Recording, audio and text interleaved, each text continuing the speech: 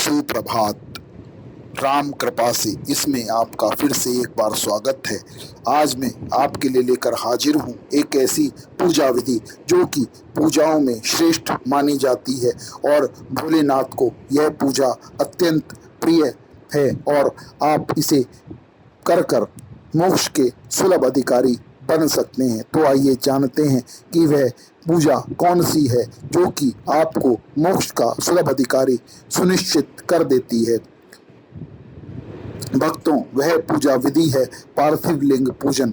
इसकी मैं आपको आज संपूर्ण विधि बताऊंगा, तो इस वीडियो को आप अंत तक जरूर सुनिए और इस पूजा का लाभ आप अपने जीवन में अवश्य उठाइए। तो जानते हैं कि इस पूजा को आप कैसे घर पर ही कर सकते हैं। तो भक्तों, आप कहीं से किसी साफ स्थान से थोड़ी सी मिट्टी लेकर आ जाए, चाहे तो आप किसी गमले या पौधे में से भी मिट्टी ले सकते हैं। अब आप उस मिट्टी को अच्छी तरह से एक पात्र में छान लीजिए। अगर वह मिट्टी छन जाए तो उसके पश्चात आप उसमें थोड़ा सा जल, थोड़ा सा गंगा जल और थोड़ी सी मात्रा में गाय का शुद्ध घी मिलाकर उसको अच्छी तरह से सान लें। जब वह मिट्टी सन जाए तो उस पर 16 बार आप बम मंत्र का जप करिए। बम मंत्र जप से वह मिट्टी अमृत तुल्य हो जाएगी और आप जो विग्रह बनाने वाले हैं उनके लिए वह सुलभ और संपूर्ण हो जाएगी। अब आप उस मिट्टी में से थोड़ी सी मिट्टी लेकर भगवान श्री गणेश जी के विग्रह का निर्माण आरंभ करें। याद रहे कि आप गणेश जी भगवान के विग्रह का निर्माण करते समय ओम गंग गणपते नमः या श्री गणेशाय नमः का जप अवश्य करें, जिससे कि वह गणेश जी भगवान उसमें विराजमान हो सकें। जब आप उस विग्रह को बना लें तो उसे आप एक वेदी पर स्थापित कर दें। अब आप थोड़ी सी ज्यादा मिट्टी लें और उनसे भगवान के पार्थिव लिंग का निर्माण आरंभ करें। याद रहे कि पार्थिव लिंग का निर्माण करते समय आप नमः शिवाय या ओम नमः शिवाय का जप अवश्य करते रहें। याद रहे वह पार्थिव लिंग आपके अंगूठे के बराबर या उससे थोड़ा सा बड़ा होना चाहिए, अत्यधिक बड़ा वह ना हो तो ज़्यादा अच्छा रहेगा। आप उस लिंग का निर्माण कर कर उसको भी श्री गणेश जी के विग्रह के बराबर में ही स्थापित कर दीजिए। उसके बाद थोड़ी सी जो मिट्टी आपके पास बची हो, आप उस संपूर्ण मिट्टी को लेकर कार्तिक भगवान के विग्रह का निर्माण भी आरंभ कर दीजिए। और अगर आपको कार्तिक भगवान के मंत्र का जप ना आता हो तो जय श्री कार्तिकेय भगवान, जय श्री कार्तिकेय भगवान, जय श्री कार्तिकेय भगवान ऐसा मंत्र का जप करते हुए आप कार्तिक भगवान की मूर्ति का निर्माण करें और उन्हें भी श्री गणेश जी, श्री पार्थिव लिंग और श्री कार्तिकेय भगवान के साथ वहीं स्थापित कर दें।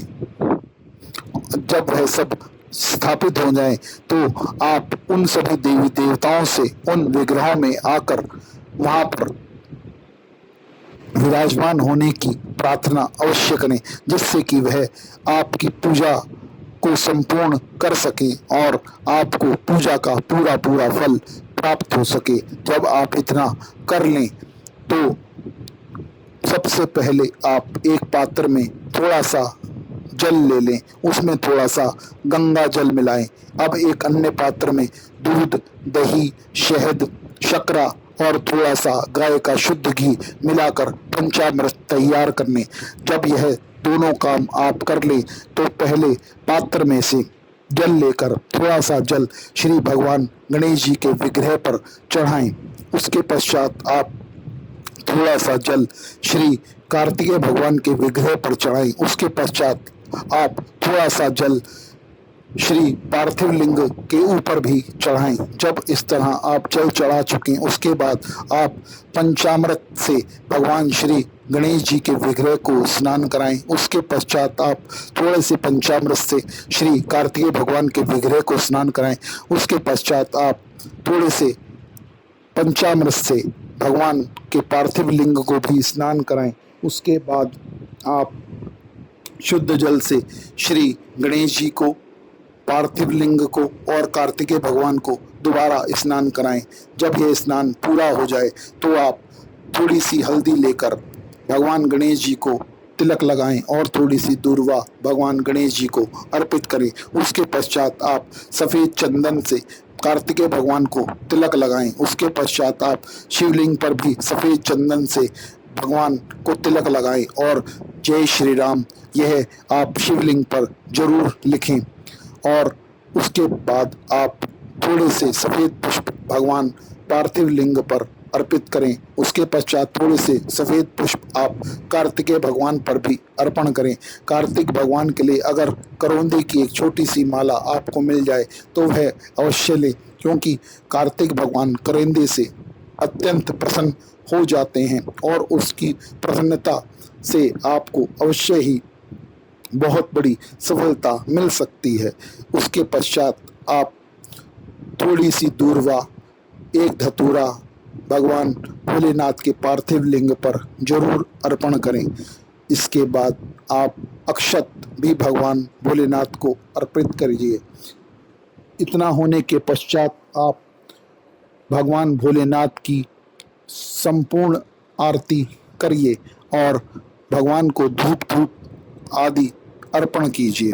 उसके पश्चात आप सफ़ेद मिठाई से भगवान को भोग लगाइए। उसके पश्चात आप वहीं पर बैठकर भगवान भोलेनाथ के मंत्र का रुद्राक्ष की माला पर 5 माला जप आरंभ करिए, जैसे कि ओम नमः शिवाय या नमः शिवाय का जप आप अवश्य करिए।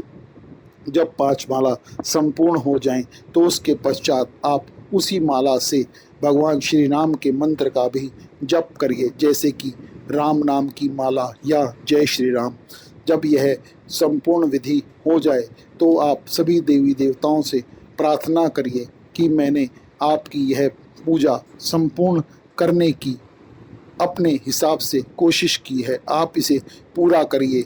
और अगर मेरे से कोई अनजाने में कोई भूल हो गई हो तो आप उसके लिए मुझको क्षमा कर दीजिए।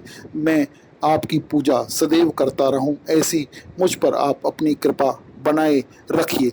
इसके पश्चात आप उन सभी विग्रहों को और उस पूजन सामग्री को किसी वृक्ष के नीचे या घर पर ही गमले में विसर्जित कर दीजिए। जब यह सब पूरा हो जाए तो आप वहीं पर अपने घर के मंदिर में भगवान के सामने प्रार्थना करिए कि मैंने यह पार्थिव लिंग पूजन किया है, भोलेनाथ की कृपा से, राम की कृपा से मुझे इस पूजा का फल प्राप्त हो जाए और मैं मोक्ष का सुलभ अधिकारी बन जाऊं। क्योंकि यह पूजा कोई साधारण पूजा नहीं है, क्योंकि इस पूजा को हर कोई नहीं कर पाता। इस पूजा को करने का फल केवल उसी को प्राप्त होता है जो कि इस पूजा को पूरे विधि विधान के साथ भगवान भोलेनाथ और राम की कृपा से संपूर्ण करता है। क्योंकि चाहने पर भी ऐसी पूजा हम नहीं कर पाते, क्योंकि अगर हम पर भगवान राम या भगवान भोलेनाथ की कृपा नहीं होगी तो अनेकों विघ्न आएंगे कि वह पूजा संपूर्ण ना हो सके। और अगर आप यह पूजा संपूर्ण कर लेते हैं, भगवान राम और भगवान शिव की कृपा आप पर बनी हुई है, आप उनका कृपा का पात्र बने हुए हैं, तो आप इस पूजा विधि को अपने किसी अन्य दोस्त या अपने किसी मित्र या किसी रिश्तेदार को भी बताएं, जिससे कि वह भी इस पूजा को करे और इसका संपूर्ण लाभ ले सके और वह भी मोक्ष का सुलभ अधिकारी बन जाए। तो आपको यह पूजा विधि कैसी लगी ये हमें कमेंट में कर ज़रूर बताएं। और आपको अगर वीडियो पसंद आया हो तो वीडियो को लाइक और चैनल को सब्सक्राइब ज़रूर कीजिए। जय श्री राम, जय श्री राम, जय श्री राम। हर हर महादेव, हर हर महादेव, हर हर महादेव।